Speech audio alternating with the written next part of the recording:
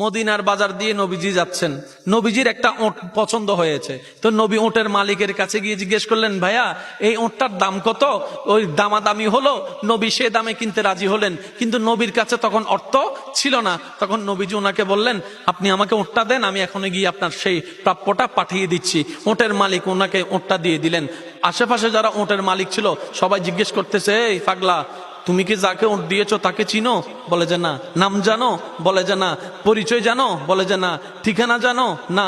তো তুমি যে ওটটা দিয়ে দিলা, উনি যদি ওটার টাকাটা না ফাটায় তখন তো তুমি লসের মধ্যে চলে যাবা। সে ওটের মালিক বলে, এত সুন্দর নুরানি চেহারাওয়ালা কখনো বাটপার হতে পারে না, কখনো চিটার হতে পারে না, কখনো মৃত্যুক হতে পারে না।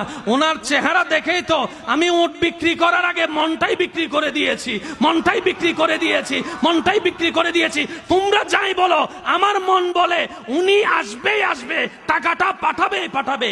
এই কথা বলতে না বলতে কিছুক্ষণ পরে নবীজির একজন সাহাবা এসে বলছেন, একটু আগে একজন ওট নিয়ে গিয়েছেন কাছ থেকে, ওটের মালিকটাকে একটু দেখতে চাই। উনি বলে যে আমার থেকে। তো উনি বললেন, আমাদের নবী আপনার থেকে ওটটা নিয়ে গিয়েছেন, ধরেন ওটের টাকাটাও দিয়েছেন, আপনাদের খাবার জন্য কিছু খেজুরও হাদিয়া পাঠিয়েছেন, খেজুরও হাদিয়া পাঠিয়েছেন। ওই ওটের মালিক বলে, ভাইয়া